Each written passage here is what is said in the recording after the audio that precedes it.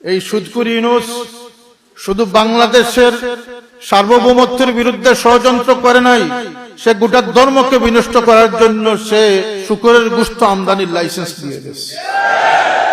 আর তাকে আলিম নামদারি ওয়াইজরা নবী তুল্য ঘোষণা করেছে। এখন ইউনূসের গালে জুতা পড়ার আগে ওদের গালে জুতা পড়া উচিত, যারা আজকে চারিত্রিকভাবে এত পদস্খলিত হয়েছে যে ইসলামের পরিচয় দিতে আজকে লজ্জাবোধ করতেছে। আপনারা জানেন না আজকের দিনে ইতিহাস বিকৃত হচ্ছে। ইমাম হুসাইন রাদিয়াল্লাহু আনহুকে ক্ষমতা লিপ্সু হিসাবে আজকে প্রচার করা হচ্ছে। নাউজুবিল্লাহ। ইমাম হুসাইনের পরিস্থিতিটা ছিল, একদিকে তার নানা জানের সেই আদর্শিত ইসলাম, সাহাবায়ে কেরামের অনুসৃত ইসলাম, আরেক দিকে দুনিয়াদার চরিত্রহীন ফাসিক ফাজির ইয়াজিদের মতো লোকদের বানোয়াট ইসলাম। দুই ইসলামের মধ্যে যখন দ্বিধাদ্বন্দ্ব সৃষ্টি হয়েছিল, ইমাম হুসাইন আল্লাহর নবীর সত্য ইসলামের পক্ষ অবলম্বন করেছিলেন এবং সেজন্য তিনি ইয়াজিদের সাথে কম্প্রোমাইজ করতে যান নাই। তিনি হাত দিলে তার গর্দন বেঁচে যেত, কিন্তু তিনি হাত দেন নাই, তার গর্দন দিয়েছেন। ইমাম সাহেবগণ আছেন, মুবাল্লিগগণ আছেন, মুদাররিসগণ আছেন, শিক্ষকবৃন্দ আছেন, উলামায়ে কেরাম আছেন, হেসে খেলে জীবন নিয়ে আল্লাহর দরবারে গিয়ে মুখ দেখাতে পারবেন না। জীবনের এই শ্রম, কারণ কুল্লুকুম রাইন ওয়া কুল্লুকুম মাসউলিন আন রাইয়াতিহি। এই দিন আমাদের সামনে যেভাবে বিকৃত করার চেষ্টা করা হচ্ছে, রাজনৈতিক স্বার্থে ইসলামকে কলুষিত করার চেষ্টা করা হচ্ছে, কথা ঠিক না? ঠিক না? আল্লাহর নবী বলেছেন দাজ্জাল আসবে। দাজ্জালের ফিতনা সম্পর্কে আল্লাহর নবী বলেছেন যে আমার আগের 100 লক্ষ নবী রাসূলগণ, এমন কোন নবী রাসূল পৃথিবীতে আসেন নাই যিনি দাজ্জাল সম্পর্কে তার উম্মতকে সতর্ক না করে গেছেন। ইমাম মাহদিও আসবেন, দাজ্জালও আসবে। আমরা ইমাম মাহদির সৈনিক হব না দাজ্জালের সৈনিক হব, এটা নির্ভর করতেছে ট্রেনিং এর উপরে। যারা এখন থেকে ট্রেনিং নেবেন, দুশমনানদেরকে চিহ্নিত করতে পারবেন, সেলফ ডিফেন্স শিখতে পারবেন, আত্মরক্ষামূলক প্রস্তুতি নেবেন, তারা দাজ্জাল কেন দাজ্জালের বাবা আসলেও তারা মোকাবিলায় জয়ী হবে। সেদিন আমাদের দেশের প্রধানমন্ত্রী বলেছেন যে এই সিটটা, এই সংসদের এই আসনটা মনে করা যায় এটা অত্যন্ত আরামদায়ক, কিন্তু এটা মোটেও আরামদায়ক নয়। কথাটা সত্য বলেছেন। চিরসুখী জন ব্রহ্মে কি কখন ব্যথিত বেদন, কি যাতনা বিষে কবু আসির বিষে ধ্বংসে নিজার। যে চেয়ারে বসেছেন তিনি বলতে পারেন যে এই চেয়ার কত কষ্ট করছে। হ্যাঁ, শ্রীমঙ্গলবাসী, আলেম ওলামা, ব্যবসায়ী, যুবক, বৃদ্ধ, সবার কাছে আমি ভিক্ষা চাইতেছি। আল্লাহর জাতকে সাক্ষী রেখে আমি ভিক্ষা যাচ্ছে। ইসলামকে রক্ষা করুন।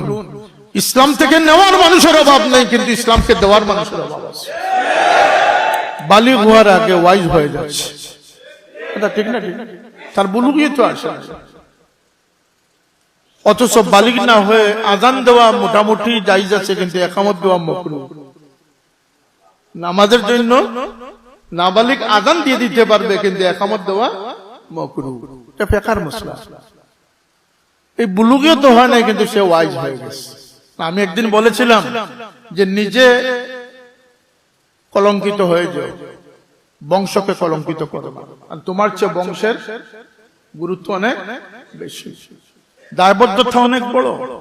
বংশ যদি কলঙ্ক করার প্রয়োজন হয় তবু করে নিও, কিন্তু কওমকে কলঙ্কিত করো না। আর কওমকেও যদি জলাঞ্জলি দেওয়ার সময় এসে যায় দিয়ে দিও, কিন্তু দিনকে জলাঞ্জলি দিও না। এটা ইসলামের ইতিহাস। জোড় হাতে ভিক্ষা চাইতেছি।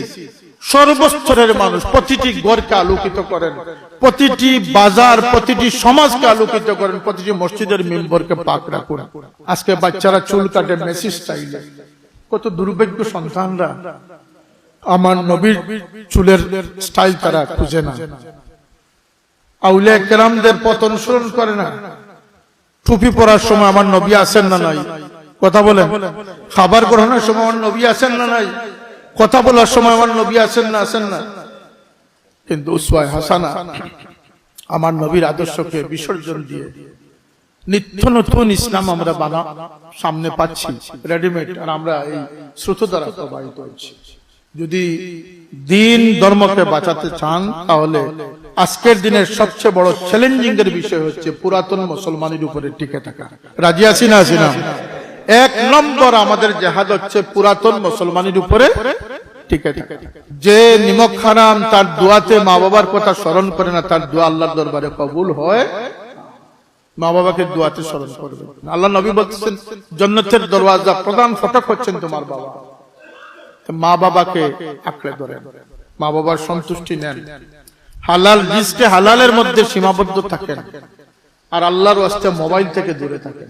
হুজুরদেরকে তো খতমের দাওয়াত দিলে খুবই যান, কিন্তু ওই মসজিদে একটা তরবিয়তি মাহফিল দিয়ে যান, সেটাতে হুজুরদেরকে পাওয়া যায় না। এটা আমাদের দুর্ভাগ্য, আমাদের দুর্ভাগ্য। এই ইখলাস যদি না থাকে তাহলে আপনি হাদি হলেন কেন, দায়ী হলেন কেন? আপনাকে তো আল্লাহ মুবাল্লিগের আসনে বসিয়েছেন। আপনি